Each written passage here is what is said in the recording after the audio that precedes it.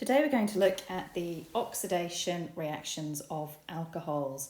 Now, I know we spent a lot of work on redox before and looking at oxidation states, but when we're looking in organic chemistry, I just want you to think in really simple terms. Oxidation is gain of oxygen, or in another way, you can think of it as loss of hydrogen. You can work out the oxidation states, but it gets a little bit confusing with carbon. Okay. Now, in organic chemistry, we use oxidizing agents to do our oxidation, the most common one of which is potassium dichromate, which is K2Cr2O7, which we have to use acidified.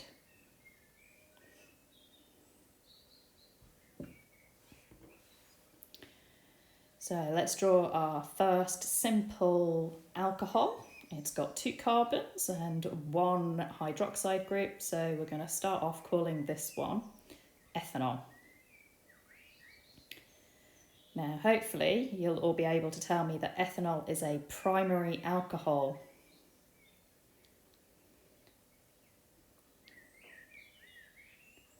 When we add oxygen, and it's perfectly okay in these reactions to show adding the oxygen in this way using the square brackets around an O, we form this reaction, so where we get a carbonyl-carbon with a hydrogen, and because it's on the end of the group, this is called an aldehyde. Now, aldehydes can actually be oxidized further. So this reaction can have a further oxidation and get oxidized all the way through to a higher oxidation state of the carbon, which is in the form of a carboxylic acid.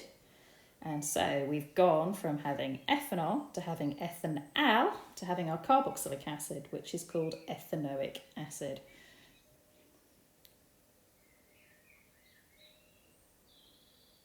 Okay, for many of you, this reaction might be, so this is the reaction that means that wine goes off. So the ethanol in the wine starts to make the wine taste a bit fusty and a bit off when it starts turning into an aldehyde. And when it turns into a carboxylic acid, that's when it starts to taste sour and like acid, really, like vinegar, because ethanoic acid is vinegar. Okay, let's have a look at what happens with a secondary alcohol. So we're going to start off with 3 carbons. It's going to be prop, and it's going to have 1 hydroxide group, but if it's going to be a secondary alcohol, that hydroxide group has got to go on our middle carbon. Okay, so this is propan 2-ol. Our hydroxide group is on the middle carbon. Because it's attached to 2 carbons, this is a secondary alcohol. Okay, so again, we're going to show this is being oxidized using the O and the square brackets. And because it's on the middle, we're going to see the propan 2-ol, our secondary alcohol. We get our carbonyl also on the middle carbon, which means it's no longer an aldehyde. I hope you all remember that if we have our carbonyl on a middle carbon rather than on the end, what we make is a ketone. So this would be 3 carbons, it's a ketone, this is propanone. Now, what happens if we oxidize this further? So if we continue to use our oxidizing agent, we find it doesn't actually react. So there is no possibility of propanone reacting with the oxidizing agent. So our oxidation product when we oxidize propan 2-ol is propanone. A secondary alcohol turns into a ketone. It does not react any further. You can't form a carboxylic acid from a secondary alcohol.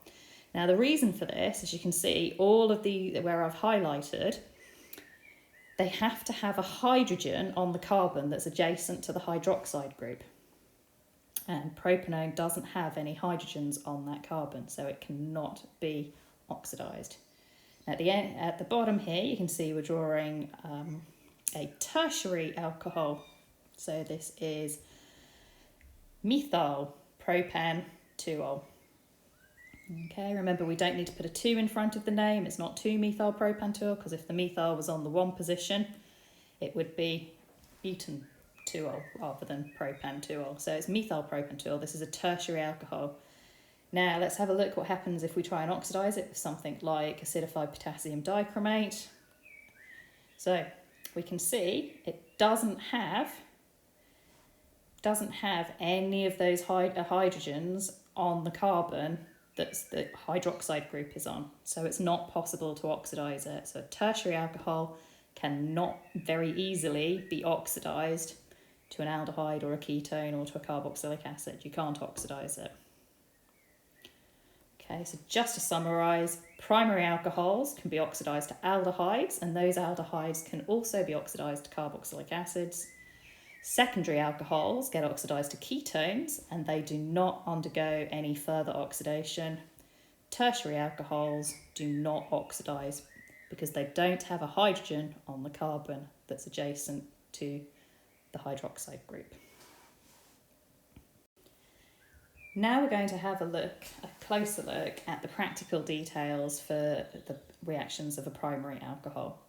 So if we want to make an aldehyde, we start with the primary alcohol. We need to make sure we use an excess of the alcohol compared to the dichromate, because if we don't, we'll end up going all the way through to carboxylic acid. And we need to make sure that we distill the product at the end, because we're going to have a mixture of alcohol and aldehyde and possibly a little bit of carboxylic acid in there as well. So we start off, we've got our round bottom flask. Okay, and in here we put the primary alcohol and our potassium dichromate, and I've put H+ on there to show that it is acidified. So we've got acidified dichromate. Now you see as we warm it up, it goes from being orange, it starts to turn green. Now that's what happens. The dichromate is orange in its current oxidation state. As it gets reduced during the oxidation reaction, it turns to chromium 3, which is green. So once it's gone green, we know our reaction's well underway. We can turn the heat up and let it boil a bit. You see our temperature's gone up. And as it boils, it will bubble quite a bit, and we should start to see some condensation, some steam, some condensation travelling up the inside of the apparatus, and you might start to see some bubbles of condensation forming inside the condenser, which will gradually drop down into your receiving flask. So we started off with our dichromate, our bubbles of product, because our product that we're trying to make, our aldehyde, has a fairly low boiling point. It's quite volatile compared to the carboxylic acid. Then this product will come out first, and this will be what we distill. So our distillate, our product, is going to be our aldehyde, and we'll leave behind any alcohol, any dichromate, and any carboxylic acid that was produced by accident in the round bottom flask. So just to reiterate, if you want to make an aldehyde, you use excess alcohol and you distill the product to make sure that you don't only get the aldehyde, you don't take it through to the next step and get the carboxylic acid. You also need to be aware of the practical procedure if you want to actually make the carboxylic acid rather than stopping at the aldehyde. So this time around, we use excess dichromate because we want to make sure we've got lots of oxidizing agent to make sure that all of our alcohol turns into carboxylic acid. Okay, so we're going to heat it under reflux. Now, we've not really seen reflux before. This is where it's the same equipment set up almost as before, but rather than having our Liebig condenser down at the angle to run off, we turn it vertically. We don't put a stopper in the top because it's important that we don't build up the pressure. And in our round bottom flask, again, we've got our primary alcohol and acidified potassium dichromate. I've added some anti-bumping granules, because we're going to bubble this quite rapidly. Make sure it gets quite nice and hot and boils for a sufficient amount of time to make sure that all of it turns into the carboxylic acid. And those anti-bumping granules are good for just stopping it from bubbling too vigorously. Okay, I'm going to turn on my Bunsen burner and start heating it up. And I'd make sure that my Liebig condenser was plugged into the taps and turned on. I didn't mention this on the previous page, but you always make sure you put the water in at the bottom and that it comes out enough to the sink out of the top tap. Okay, and that's important for maintaining a good flow of water pressure through the jacket. So we can see we've been heating it for long enough now that it started to turn green. Again, the dichromate has gone from chromium 6 to chromium 3. Okay, it's doing its work, and we can see as we heat it more and more, it starts to bubble more vigorously. It's going to boil, and we should start seeing lots of bubbles. It's going to go right through the aldehyde stage and all the way through to being the carboxylic acid. Now we can use any primary alcohol in here. We don't have to use ethanol. You could use methanol, propanol, butanol, whatever, depending on what the carboxylic acid you wish to make is. Now you see we've got lots of condensation starting to build up in the flask. And hopefully I've drawn it well enough. You can start to see that condensation starts to move up the inside of the condenser. Now the whole point of reflux is that you can boil something and bubble something and heat it for a long period of time, long enough for a reaction to go through to completion, without boiling off and evaporating off all of your products when your products are volatile. So I've already mentioned that our aldehyde is quite volatile and has quite a low boiling point. So the whole point is we would boil it in our flask and it evaporates, but then it condenses on the inside of the condenser and it will start to drip back down. And we want to get it to the point where we've got a nice steady flow where it drips probably once a second. It's a little bit fast on the speed on here, but we want it to drip back down about once a second.